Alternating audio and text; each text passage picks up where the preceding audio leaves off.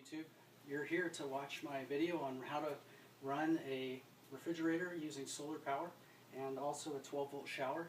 This happens to be, my system happens to be hooked up to my 1965 Stevens trailer, which is an old Jeep trailer. There are about 2,000 of these M416 B1s made for the Marine Corps. I've restored the trailer completely, but on it I have a 100-watt Genesis solar panel. I have two Optima D31T batteries for about 60 pounds each. Each delivers 75 amp hours, 900 cold cranking amps each, and I have a solar charge controller. I'll show you those in a little bit.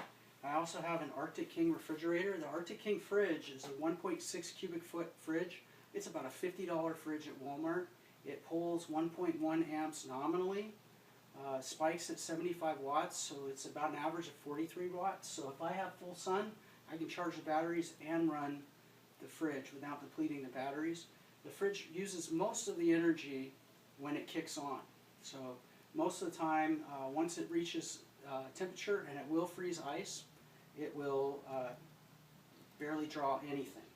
So I also have a 1,000-watt power inverter, and it spikes at 2,000 watts. It's a pure sine power inverter, so it will run the fridge pretty well.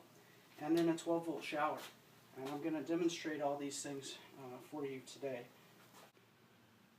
So over here I have my 1.6 cubic foot Arctic King fridge, and I have my Coleman thermoelectric cooler, which is 40 quarts. The thermoelectric cooler, I love it. I use it in the car. I run it off the 12-volt socket in my Jeep, and it will keep everything perfectly frozen, even if you're on a 6, 7, 8 hour drive, even with the top off the Jeep. It's wonderful. It will keep ice for 3 or 4 days. So on small trips, I will bring the thermoelectric cooler. On big trips, trips where I really want to keep my drinks cool or make ice, I bring the Arctic King. And the longest trip I've had this on so far was 8 days, and I've run it for 8 days straight. It is an ultra-efficient fridge that I bought at Walmart for $50. It uses 207 kilowatts a year, which when you do the kilowatt hours a year, when you do the math, it comes out to 43 watts an hour on average. It uses most of it, obviously, when it kicks in and turns on, but once it gets to its temperature inside, it is very, very efficient. So I try to keep it out of the sun. You know, it's pretty bad in the heat of the day, but most of the places I go up in the mountains, it doesn't get that hot. It gets 80, so it's not that much of a draw on the fridge. Plus, if I've got full sun on my panel, I got a surplus of energy anyway. So I also have a Syntec power inverter. It's 1,000 watts with 2,000 watt surge capability, and it seems to run the fridge really well.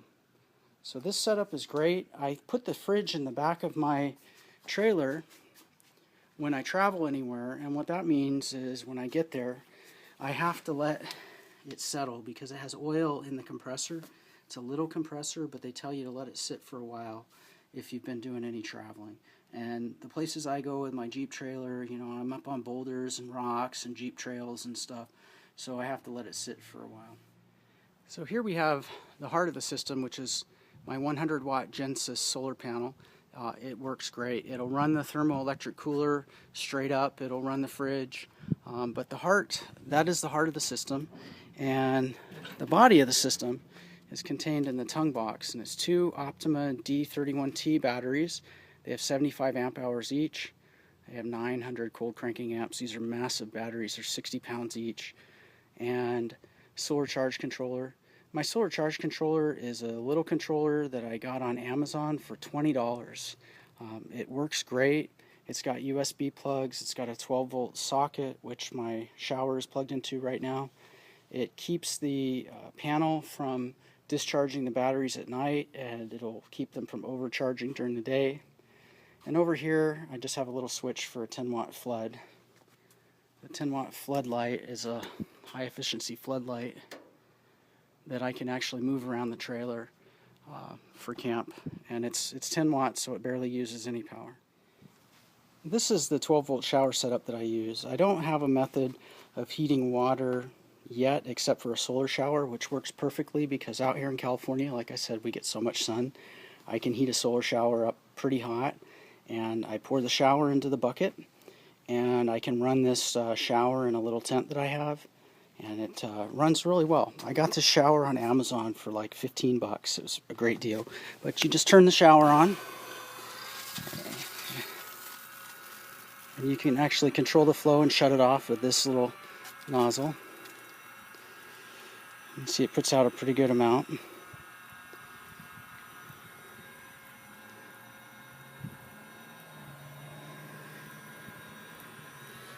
It's enough to shower pretty well. So I'm all set up and I'm ready to run the fridge. You can see I actually have jumper cables on it right now. It's because you need a really heavy gauge wire from the batteries to the power inverter, and I didn't really want to pull out my other wire and bolt it up for this, so I'm just running it off my jumper cables. But it's all plugged in. I'm going to go ahead and switch it on. And what you're going to hear around back, not sure if it's picking that up, but you can hear it running. And it is doing good. Come in here close, see if you can hear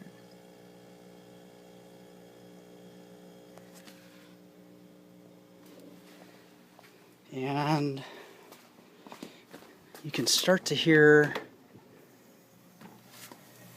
the fluid moving in the coils inside the freezer, and we will get ice on this pretty quick, and I'll come back to it in a little bit.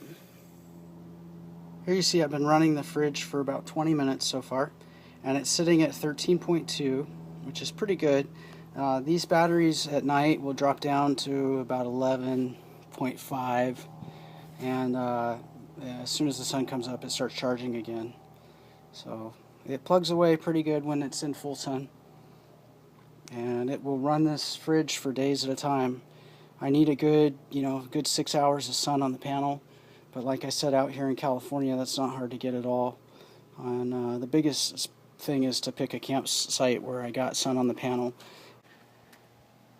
So if you're wondering what's underneath the green tarp, that's actually my rooftop tent, and I keep this trailer outside in the summer, so I put the tarp over the tent. It's in a vinyl bag and everything, but I prefer to keep the sun off of it. I have another video on the trailer itself, but I'm going to do a review on the rooftop tent pretty soon, so if you're interested in that kind of thing, you could look for another one of my videos on that coming soon.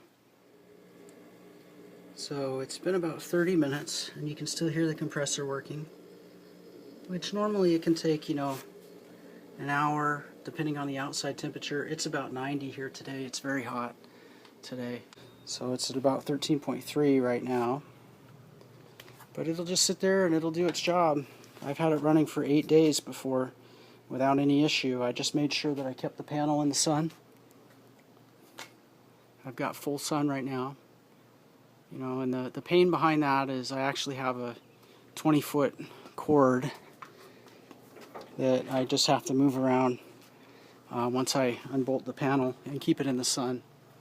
And that's the trade-off. It will run the thermoelectric cooler, but that thing's a hog. It pulls probably I'd say at least 5 amps to run, and it's not very efficient.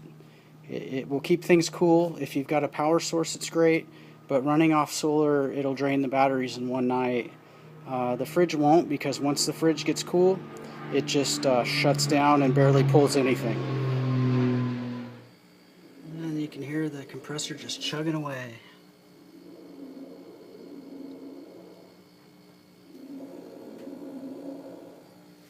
And it's been about an hour now. I don't have a thermometer, else I'd put one in the fridge to show you guys it's working, but you're just going to have to trust me that it works pretty good. And you can see there's ice forming, and this is very cold along here. If you have any questions, please post them in the comments, and if you liked what you saw, please like and subscribe to my channel. Thanks.